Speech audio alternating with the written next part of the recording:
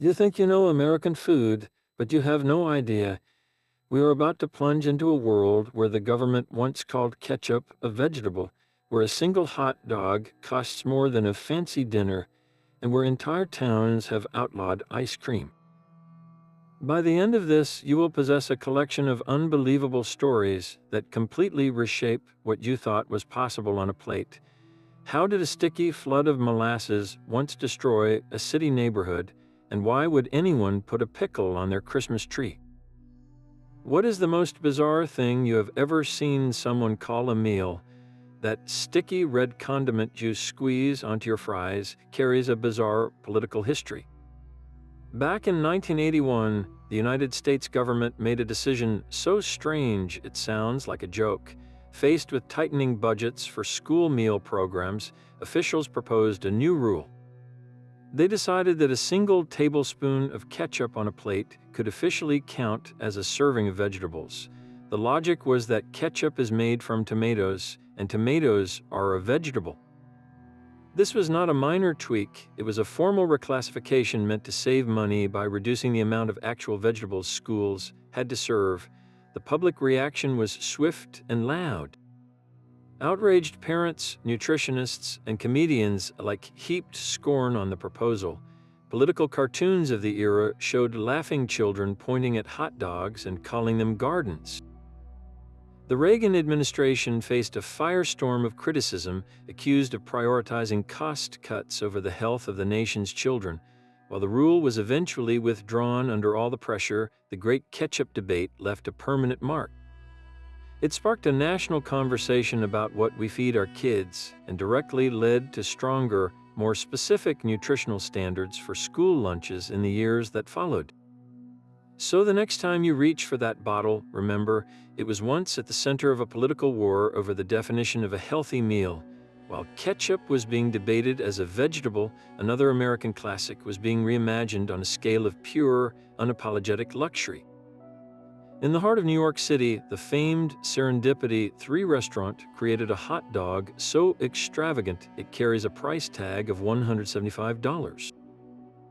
This is not a backyard barbecue frankfurter.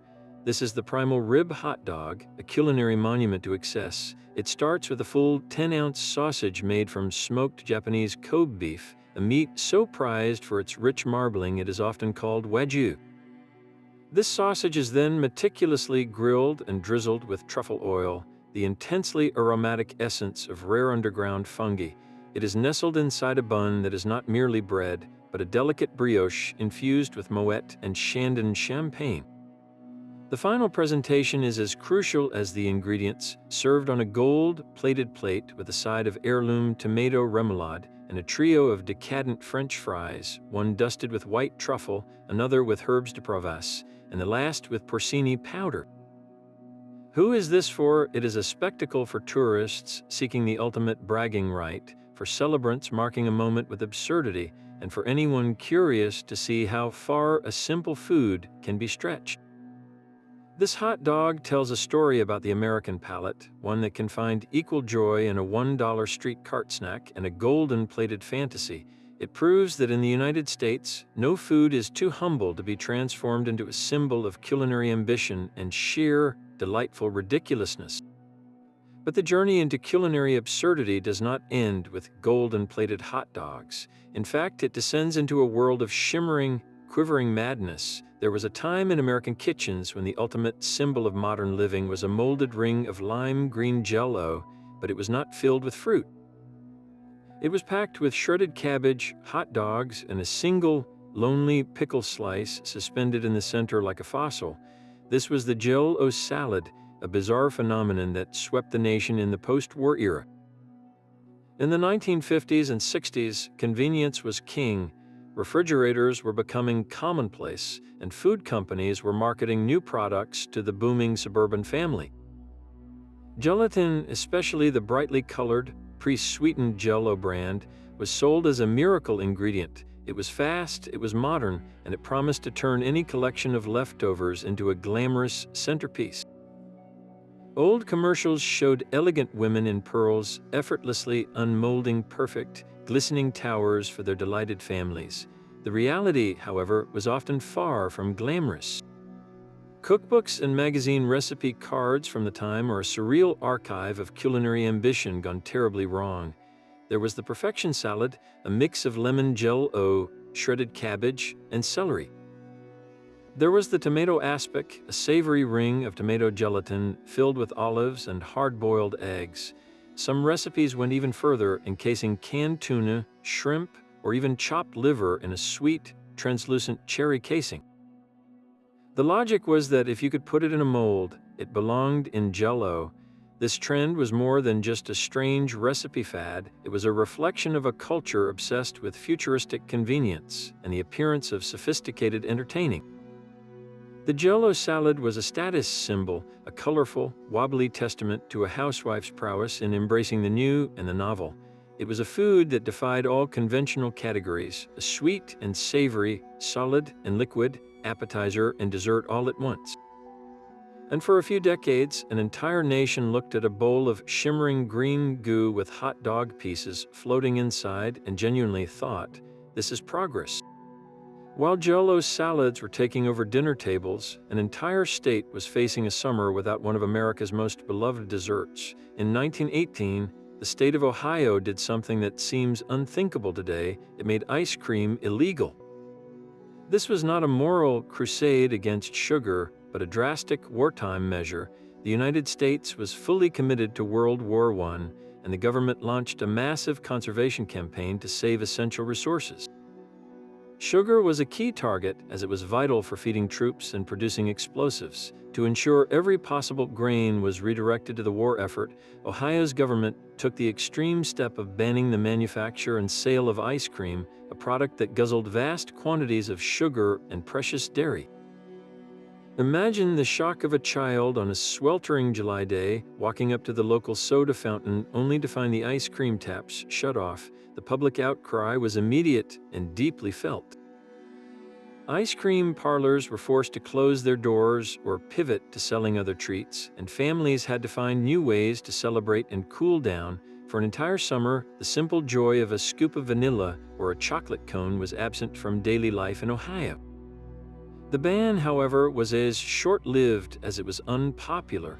The war ended in November of that same year, and with the pressure on supplies lifted, the prohibition was quickly overturned. The return of ice cream was likely met with more celebration than its departure was met with understanding. This frozen interlude serves as a stark reminder of how deeply war can reach into the most ordinary parts of life, even outlawing a scoop of ice cream in the name of national duty.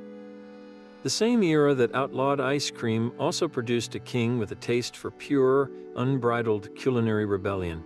While most world leaders might favor delicate canapes, one American president craved a sandwich so audacious it defied all dietary logic.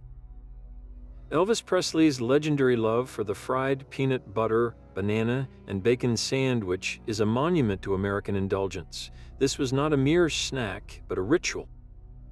The king would have his cooks slather 2 slices of white bread with a thick layer of creamy peanut butter and mashed banana, then add crispy bacon before frying the entire concoction in a pool of butter until it was golden, crispy, and dripping with greasy goodness. The origins of this high-calorie creation are shrouded in Southern folklore, a likely fusion of the classic peanut butter and banana sandwiches of his childhood, amplified by the decadent spirit of his fame. He reportedly loved these so much he once flew from Memphis to Denver on his private jet, the Lisa Marie, just to satisfy a craving for a specific version of the sandwich. This was not just a meal, it was an event, a symbol of a man who lived his life with the same dramatic excess that defined his stage presence. Today, the spirit of the king's sandwich lives on in diners and restaurants across the country. From gourmet food trucks offering a deconstructed version with artisanal peanut butter and candied bacon, to classic diners that proudly list the Elvis special on their menu, this bizarre combination has transcended its origins. It has become an edible piece of American mythology, a tribute to the idea that when it comes to food, there are no rules, only cravings waiting to be deep fried in butter and served with a side of rock and roll. Yet even the strangest food laws can find a home in paradise. The The sunny, pristine streets of Coronado, California, once held a secret buried in its municipal code, a law that made it a crime to eat an ice cream cone on the street. Picture this idyllic island community with its perfect beaches and manicured lanes, a place where something as simple and joyful as a dripping ice cream cone was officially considered a public nuisance. The law was a relic of a different time, likely born from a mix of early 20th century blue laws, which regulated public morality and behavior on Sundays, and a very specific concern for cleanliness. The town's founders and early leaders were determined to maintain Coronado's reputation as an elegant, orderly resort destination. They saw the potential for sticky hands, drips on sidewalks, and discarded cones as a threat to that carefully crafted image. It was a rule designed to control messiness, both literal and social, enforcing a standard of public decorum that deemed walking and eating simultaneously as undignified. For decades, this ordinance sat quietly on the books, a bizarre contradiction to the carefree, beachside atmosphere. It was the kind of law that was rarely, if ever, enforced, but its very existence spoke volumes about the tension between public enjoyment and private property values, between childish fun and adult notions of propriety. The law has since been repealed, but its story remains a charmingly odd footnote, a reminder that even in the most beautiful places, someone once decided that the simple pleasure of a melting scoop of ice cream needed to be kept firmly in its place.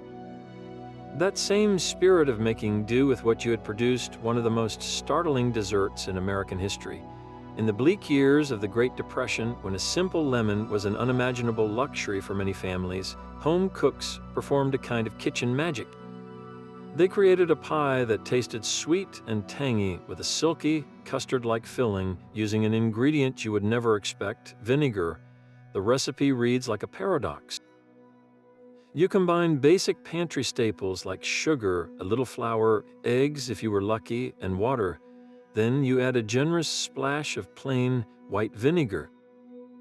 When baked, the sharp acidity of the vinegar miraculously mellows, mimicking the bright, fruity tang of a lemon. It was a brilliant, desperate illusion. Culinary historians who have recreated this pie describe it as a testament to human ingenuity. It was not about creating a gourmet experience, but about providing a small, sweet comfort in a time of profound hardship. The pie offered the psychological lift of a dessert without the cost of fruit, cream, or spices. Each slice was a small victory, a proof that even when everything was stripped away, a little sweetness could still be conjured from the most humble of ingredients. This vinegar pie was more than just a recipe, it was a quiet act of resilience baked into a crust. From the desperate ingenuity of vinegar pie, we turn to a breakfast staple born from a philosophy just as severe. The crisp, golden flakes in your bowl have a past far stranger than any cartoon mascot could suggest. Their story begins not in a corporate kitchen, but in a sanitarium in Battle Creek, Michigan, under the stern gaze of Dr. John Harvey Kellogg, a devout Seventh-day Adventist. Dr. Kellogg ran the Battle Creek Sanitarium, a health resort where wealthy clients came for a regimen of strict vegetarianism, frequent enemas, and a diet designed to suppress all forms of carnal desire, which he believed were the root of disease and moral decay.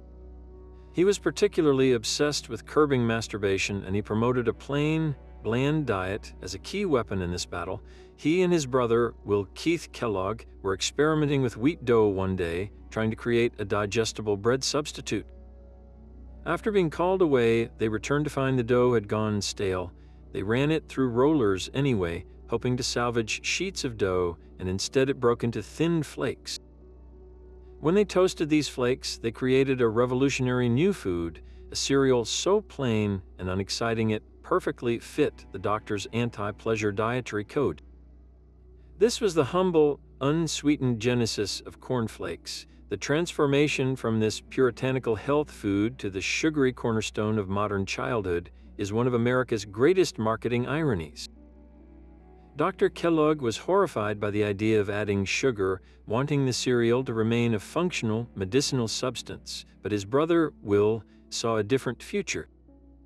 He recognized the commercial potential for a convenient, tasty breakfast cereal for the masses. The two brothers had a bitter falling out, and Will went on to found the Kellogg Company, adding sugar to the recipe and launching an advertising blitz that would change mornings forever. He pioneered the use of colorful boxes, prizes inside the box, and eventually the vibrant, cheerful mascots we know today, like Tony the Tiger and Toucan Sam. The cereal that was invented to discourage sensual pleasure was now being sold with a sugar rush and cartoon characters, directly targeting the very children its creator sought to morally purify. So the next time you pour a bowl, remember you are tasting a battle between two brothers, a clash between puritanical health and pure, unadulterated profit, all in a single, crispy spoonful. That same spirit of culinary invention born from hardship found its ultimate expression on the battlefields of World War II. Soldiers opening their rations were often faced with a strange, pink, and vaguely gelatinous block of canned meat, a product officially known as spiced ham, but which the troops immediately and permanently nicknamed Spam. This was the original mystery meat, a creation of the Hormel Company that became a logistical miracle. It was shelf-stable for years, required no refrigeration, and was packed with protein and calories, making it the perfect fuel for a global war. American GIs ate it for breakfast, lunch, and dinner, prepared in every way imaginable, from fried slices to stews. Its ubiquity was a testament to American industrial might, a single food product that could be shipped anywhere in the world to sustain the fight for freedom. But the story of Spam did not end with the war. As American forces fanned out across the globe, they brought this canned staple with them, and in many places it took root. Nowhere was this more true than in Hawaii. During the war, the islands were under martial law and subject to strict rationing, and the massive military presence flooded the local market with Spam. It was one of the few consistent sources of protein available. In the decades that followed, it was not discarded as a wartime relic, but was wholeheartedly embraced and woven into the very fabric of local cuisine. It became a beloved ingredient in dishes like Spam musubi, a slice of the fried meat nestled on a block of rice and wrapped with seaweed, a perfect portable snack that is now a Hawaiian staple. This transformation from a symbol of wartime necessity to a cherished comfort food reveals a fascinating cultural journey. In mainland America, Spam often carries a less glamorous reputation, sometimes seen as a low-brow food or a punchline. Yet in Hawaii, it is a celebrated part of everyday life, a testament to how a community can take something born from scarcity and turn it into a unique and enduring symbol of local identity and resilience. Even the most patriotic American might be shocked to learn that in one town, the way you eat your fried chicken is a matter of law. In Gainesville, Georgia, a place that proudly calls itself the poultry capital of the world, it is officially illegal to eat fried chicken with a fork. This is not a forgotten statute or a silly prank, it is a deeply symbolic ordinance, a declaration of culinary identity. The law is a direct tribute to the town's immense history with the chicken industry. For generations, Gainesville has been a national epicenter for poultry processing, with countless farms and processing plants fueling the local economy and literally helping feed the nation. This regulation was born from a profound sense of pride, a way to codify and protect the authentic way to enjoy their most famous product. It champions the messy, tactile, and deeply satisfying experience of eating fried chicken with your hands. This method is not just about convenience, it is a core part of the Southern dining tradition. Picking up a piece allows you to feel the craggy, crispy crust with your fingers, to pull the tender meat directly from the bone, and to be fully immersed in the simple, joyful messiness of the meal. Using a fork and knife is seen by many locals as a sterile, detached way to eat, a denial of the food's soulful, communal nature. The law stands as a quirky but serious defense of culture, a reminder that some foods are meant to be experienced with all your senses, not just your taste buds. It insists that in the poultry capital of the world, the only proper utensil for fried chicken is the one you were born with. A single potato once wore a jacket of gold and gems. In the 1990s, the Idaho Potato Commission decided their humble spud needed a serious image upgrade. They were not just selling a vegetable, they were selling a brand, and they embarked on one of the most audacious marketing campaigns in agricultural history. They selected one perfect russet Burbank potato, mounted it on a bed of velvet, and proceeded to adorn it with a custom-made setting of gold, silver, and clusters of glittering jewels, including sapphires and emeralds. This was the million-dollar potato, a gaudy tuber created to symbolize the immense value and prestige of the Idaho potato industry. The campaign was pure spectacle. The jeweled potato was treated like a Hollywood celebrity, given its own security detail and sent on a nationwide tour. It appeared on television shows and in newspaper headlines, a walking, or rather, sitting contradiction that captivated the public. The genius of the stunt was its sheer absurdity. It forced people to look at a common food item they took for granted and see it as something precious, something worthy of a million-dollar makeover. It was a brilliant conversation starter that highlighted the economic powerhouse the potato represented for the state. But what became of this celebrated spud? After its tour of duty, the million-dollar potato was retired. The real value, of course, was never in the jewels, which were removed and likely sold or reused. The potato itself, a real vegetable that continued to slowly decay despite its glamorous trappings, was ultimately discarded. Its legacy, however, remains. The campaign is still remembered as a landmark of creative, if utterly ridiculous, marketing, proving that even the plainest foods can be transformed into objects of fascination with a little imagination and a lot of glitter. That jeweled potato was a spectacle of value, but a far more peculiar tradition hides its value in plain sight, tucked away in the branches of a Christmas tree. Among the glittering balls and twinkling lights, some American families hang a single glass pickle. This is not a tribute to a favorite snack, but the centerpiece of a bizarre holiday ritual. On Christmas morning, the first child to spot the green pickle ornament, camouflaged deep within the pine needles, is rewarded with an extra present or the honor of opening the first gift of the day. The origins of this pickle game, however, are a tangled mess of myth and marketing.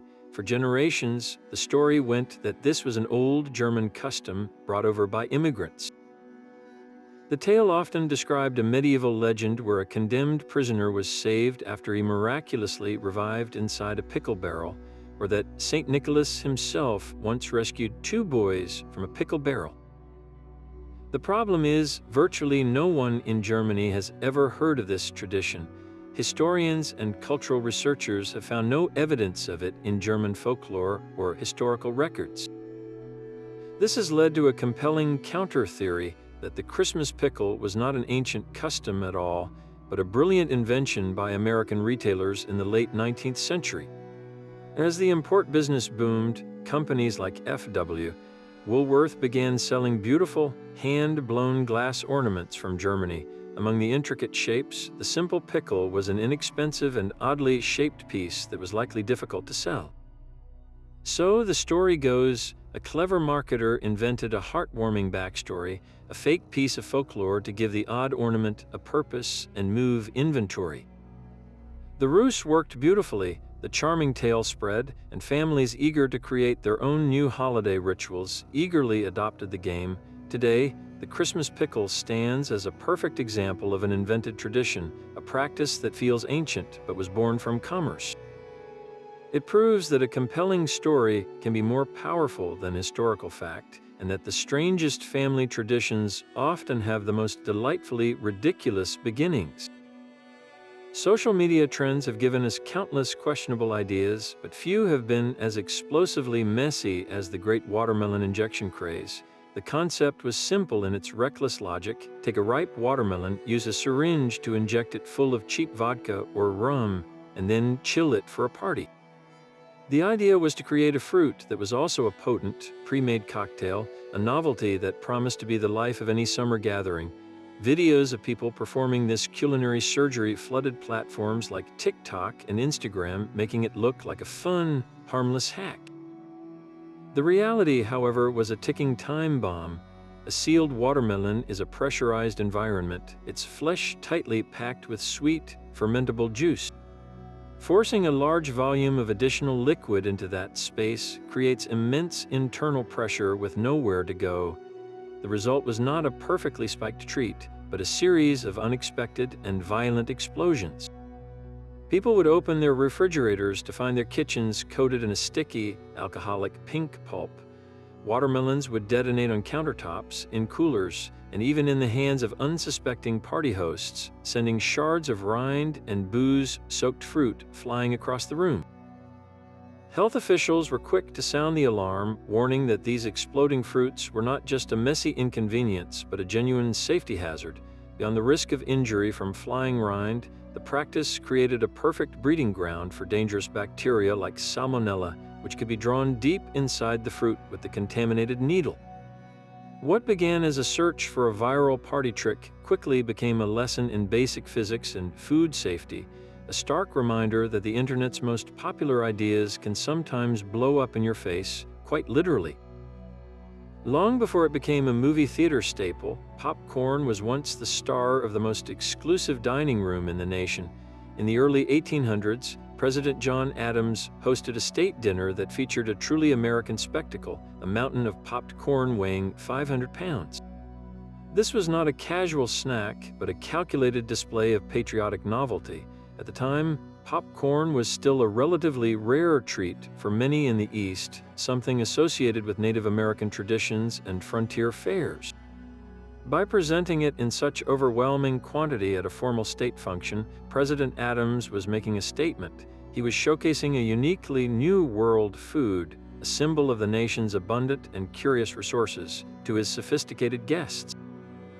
Imagine the scene: diplomats and dignitaries in their finest silks and waistcoats, confronted with this enormous, fluffy, and strangely noisy food. It was a sensory experience unlike any other European delicacy, a food that engaged sight, smell, sound, and taste all at once. The sheer volume made it clear this was not just a tasting, but an event, an edible spectacle meant to amaze and delight. This presidential endorsement helped shift popcorn's reputation from a rustic oddity to an acceptable, even fashionable, amusement. It planted the seed, so to speak, for its journey into the heart of American culture. As public gatherings like fairs and eventually movie theaters grew in popularity, vendors remembered the lesson of that state dinner, that people were drawn to the aroma, the sound, and the shared joy of this simple, explosive kernel. That 500-pound pile was more than a snack. It was a declaration that American entertainment would have its own flavor, one that was buttery, salty, and delightfully absurd. The sticky wave that hit Boston was not made of water, but of thick, dark molasses. On January 15, 1919, a massive storage tank in the city's north end ruptured without warning, unleashing a nightmare. The tank, owned by the Purity Distilling Company, stood 50 feet tall and held over 2 million gallons of molasses, which was used primarily for producing industrial alcohol for munitions. The structure had been poorly built and negligently maintained, with walls too thin and insufficient testing. When it failed, the force was catastrophic. A 15-foot-high wave of syrup, weighing an estimated 26 million pounds, surged through the streets at 35 miles per hour. This was not a slow ooze, it was a violent, crushing flood. The wave demolished everything in its path, tearing a freight train from its tracks, smashing buildings, and drowning horses, dogs, and people in a suffocating, sugary tide. 21 people lost their lives, and over 150 were injured, many rescued from the viscous mire by police and sailors who waded into the chest-deep sludge. The cleanup effort was as surreal as the disaster itself, with workers using salt water from fireboats to wash the streets, a process that took weeks. The resulting lawsuit became a landmark case, establishing that companies could be held liable for their structural negligence, but the legacy of the flood is written in the very bricks of the neighborhood. To this day, longtime residents of the North End swear that on an unusually hot summer day, the faint, sweet scent of molasses still rises from the old cobblestones, a ghostly whisper of one of the most bizarre and tragic disasters in American history. Of all the shimmering concoctions to emerge from that era, none divided dinner tables quite like the lime Jell-O and cottage cheese salad. Its visual appeal was undeniable, a pale, seafoam green sphere flecked with white, looking cool and elegant when unmolded onto a bed of lettuce. The experience of eating it, however, was a sensory gamble. Your spoon would break through the firm, quivering gelatin and sink into a mixture that was simultaneously smooth and lumpy, sweet and tangy. The sugary lime flavor of the Jell-O clashed dramatically with the mild, milky, and faintly sour notes of the cottage cheese curds, creating a confusing battle on the tongue between dessert and a dairy side dish. Advertisements from the time sold this bizarre combination as the ultimate fusion of ease and elegance. They featured impeccably dressed women in immaculate kitchens, smiling as they effortlessly presented the glistening mold to their admiring guests. The message was clear: this was not a desperate attempt to use up leftovers, but a deliberate, modern choice for a hostess who was both busy and chic. It was a food that promised you could achieve a look of sophisticated entertaining without any of the traditional culinary skill, a wobbly, pastel testament to the power of convenience and the enduring, bewildering belief that anything trapped in gelatin was automatically fancy. Marlinton, West Virginia, embraces a flavor of culinary creativity that would stop most chefs in their tracks. This small mountain town is the proud home of the annual prestigious Roadkill Cook-Off, a celebration that turns a grim reality of rural life into a quirky, community-driven festival. The event's name is not a metaphor. The official rules mandate that competing chefs must craft their gourmet dishes from animals commonly found as roadkill, such as possum, raccoon, deer, and squirrel. Yet, in a crucial twist that satisfies both safety regulations and ethical concerns, the chefs do not actually scrape their main ingredient off the asphalt. They are required to use properly butchered, USDA-inspected meat that simply represents the wild species often involved in vehicle collisions. This clever rule preserves the event's unique, slightly irreverent spirit while ensuring no one leaves with a case of food poisoning. The true magic of the cook-off lies in the astonishing transformation these humble meats undergo. Forget simple stews, contestants present elaborate creations like raccoon confit with a wild berry glaze, smoked possum sliders with homemade apple slaw, or venison sausage infused with local herbs. One celebrated past winner was a delicate squirrel pot pie with a flaky, golden crust, elevating a backyard rodent to a level of rustic sophistication. The event draws thousands of spectators who come not just for the bizarre meals, but for the palpable sense of community. It is a day of bluegrass music, local crafts, and laughter where the shared absurdity of the premise forges a powerful bond among residents and visitors alike. This festival is a uniquely American testament to resilience and humor, proving that even the most unlikely and frankly unappetizing circumstances can be transformed into a reason for celebration and a truly unforgettable taste of local culture. Even the most beloved American dessert owes its existence to a moment of kitchen improvisation.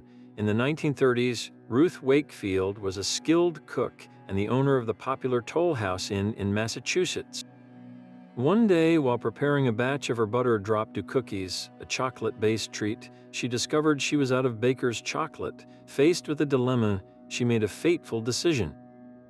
She reached for a bar of Nestlé semi-sweet chocolate, chopped it into small bits, and added them to the dough, fully expecting them to melt and disperse evenly throughout the cookie, creating a uniform chocolate color.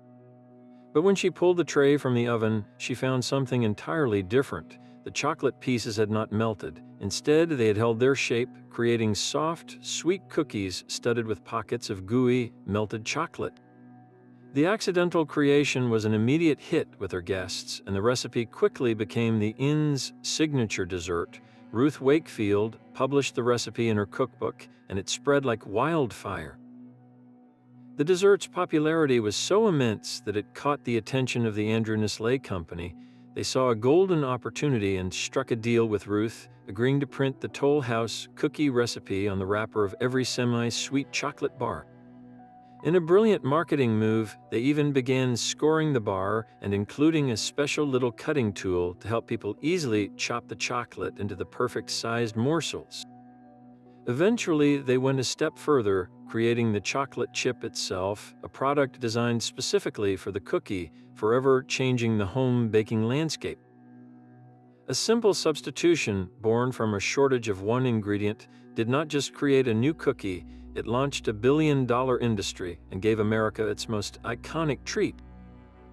It stands as a delicious testament to the power of a happy accident, proving that sometimes the most perfect things are not planned at all. That same impulse to legislate morality found its way into the frozen dessert aisle, creating a uniquely frustrating dilemma for a Sunday sweet tooth. For generations, so-called blue laws existed across the United States, statutes that restricted various commercial activities on the Sabbath. While many of these laws targeted the sale of alcohol or the operation of bars, some communities took it a step further, placing a ban on the purchase of ice cream. In the town of Ocean City, New Jersey, a long-standing ordinance made it illegal for any shop to sell ice cream on a Sunday. The roots of such laws stretch back to the nation's Puritan founders, who brought with them a strict observance of Sunday as a day for worship and rest, not for commerce or frivolity. The motivation was deeply religious, an attempt to enforce a public day of piety by removing temptations for idle amusement. Selling a treat like ice cream was seen as encouraging a pleasure-seeking activity that distracted from the solemnity of the Sabbath. Imagine a family on a hot summer Sunday walking back from the beach, only to find the windows of the ice cream parlor shuttered and dark, the scoops sitting idle due to a centuries-old code of conduct. For residents and tourists alike, it was a bewildering clash between modern leisure and archaic regulation. The enforcement of these laws created a strange gray market where some shop owners might quietly serve a cone to a regular customer with a discreet wink, while others followed the letter of the law to avoid a fine. Over time, as society became more secular and the demand for a 7-day weekend economy grew, these restrictions began to crumble. Public pressure and legal challenges led most towns, including Ocean City, to repeal their specific ice cream bans. Yet the ghost of these laws still lingers in some places. Even today, certain counties and municipalities maintain blue laws that, for instance, prohibit the Sunday sale of cars or restrict the operating hours of liquor stores, a faint echo of a time when the simple joy of an ice cream cone was considered a sin against the Sabbath. There is no subtlety to a Rochester garbage plate. It is a culinary pileup served on a single platter, a glorious mess that defies all conventional plating logic. Its construction is brutally straightforward, yet sacred to its creators. You start with a base layer, a choice of either macaroni, salad, home fries, or often both. Upon this starchy foundation, you place 2 entire cheeseburgers, or 2 hot dogs, or any combination thereof. This mountain of protein is then smothered in a spicy, loose meat sauce known locally as meat hot sauce, and finished with a generous sprinkling of raw onions, a zigzag of mustard, and a final drizzle of ketchup. The result is not a meal, but an event, a challenge served on a plate that looks like the aftermath of a fantastic kitchen disaster. This legendary dish was born in the 1960s at a no-frills Rochester diner called Nick Tehu Hots. It was originally known simply as a plate, ordered by late-night customers who would ask for a plate with whatever was available. The name garbage plate was reportedly coined by a University of Rochester student in the 1980s, and the term stuck, perfectly capturing its chaotic, everything but the kitchen sink spirit. For decades, it has been the definitive food for ending a night out, a beloved ritual for college students, factory workers, and anyone craving a meal of unapologetic substance. The garbage plate is more than just a high-calorie novelty. It is a point of fierce local pride, a symbol of Rochester's blue-collar identity. Its very existence is a rebellion against gourmet trends, a declaration that sometimes the most satisfying meal is the one that looks exactly like it sounds. The tradition of the presidential turkey pardon feels like a piece of pure American folklore, a heartwarming story of mercy just in time for the holidays. Yet its official history is far shorter and more politically calculated than you might assume. While a charming tale often links the practice to Abraham Lincoln, who supposedly spared a Christmas turkey named Jack at his son Tad's pleading in 1863, historians find little solid evidence for this being a formal act. The story is more likely a sweet piece of myth-making that attached itself to a beloved president. The real origins of the modern ceremony are rooted in a much more practical 20th century concern: public relations. For decades, poultry associations had been presenting live turkeys to the White House as a promotional gimmick. These birds were not guests of honor, they were the main course, destined for the first family's oven. The shift began haltingly in the 1960s and 70s, with Presidents Kennedy and Nixon occasionally sparing the gift bird, but it was not a consistent ritual. The tradition as we know it was finally cemented into the national calendar by President George H.W. Bush in 1989. At that year's ceremony, standing before the press corps, he looked at the large turkey and made a joke that became official policy. He declared, "Let me assure you, in this fine tom turkey, that he will not end up on anyone's dinner table. Not this guy. He's granted a presidential pardon as of right now." With those words, a new and strangely endearing White House tradition was formally born, transforming a marketing ploy into a symbolic act of Thanksgiving clemency. But what becomes of these lucky fowl after their moment in the spotlight? The pardoned turkeys do not retire to a quiet life on a standard farm. They are typically whisked away to lead a life of leisure at a selected petting zoo or historical estate. In recent years, their most common destination has been a very fitting one, Virginia Tech's Department of Animal and Poultry Sciences, where they become feathered ambassadors, living out their days in a specially designed facility. There they are cared for by students and put on display for the public, serving as a living, gobbling reminder of a tradition that is equal parts political theater, marketing genius, and genuine holiday whimsy. It is a strange fate for a bird to be saved from the dinner table only to spend its life as a permanent celebrity, a testament to the peculiar ways America invents its own customs. Deep in the heartland, a different kind of culinary region exists, unofficially known as the Casserole Belt. Stretching across the Midwest and into the South, this is a territory defined not by politics or geography, but by a singular, beloved dish baked in a single dish. And reigning supreme over this domain is its undisputed king, the tuna noodle casserole. Its formula is a masterpiece of mid-century convenience, a holy trishan of pantry staples. Wide egg noodles form the starchy foundation, a can of tuna provides the budget-friendly protein, and frozen peas add a pop of color and vegetable credibility. But the true magic, the alchemical glue that binds it all together, is a can of cream of mushroom soup. This condensed, savory liquid, when mixed with a little milk and baked, transforms into a rich, creamy sauce that coats every noodle and flake of fish. It was the ultimate one-dish wonder for a busy homemaker, a meal that could be assembled in minutes during a child's nap time and then popped into the oven to emerge an hour later as a bubbling, golden brown masterpiece. This casserole was more than just dinner, it was a ritual of comfort and economy. Its natural habitat was the vintage Pyrex dish, those brightly colored, floral-patterned bowls that were both oven and tableware. The sight of that familiar dish being carried from the kitchen meant a reliable, satisfying meal that stretched one can of tuna to feed an entire family. It represented a certain kind of security, a promise that even on a tight budget, a hot, creamy, and deeply comforting meal was never out of reach. The tuna noodle casserole was not about gourmet ambition, it was about heartland pragmatism, a warm, savory hug in a 9 by 13-inch pan. A town's identity can be forged in the heat of a truly colossal skillet. Across the American landscape, numerous small towns have staked their claim to fame by constructing and displaying what they proudly call the world's largest frying pan. These are not mere sculptures, but functional behemoths built for a singular purpose, community celebration on a grand scale. Take the pan in Rose Hill, North Carolina, for instance. This is no ordinary kitchen utensil. It weighs in at over half a ton with a diameter stretching 15 feet across and is equipped with a custom-built propane burner system powerful enough to heat an entire lake of oil.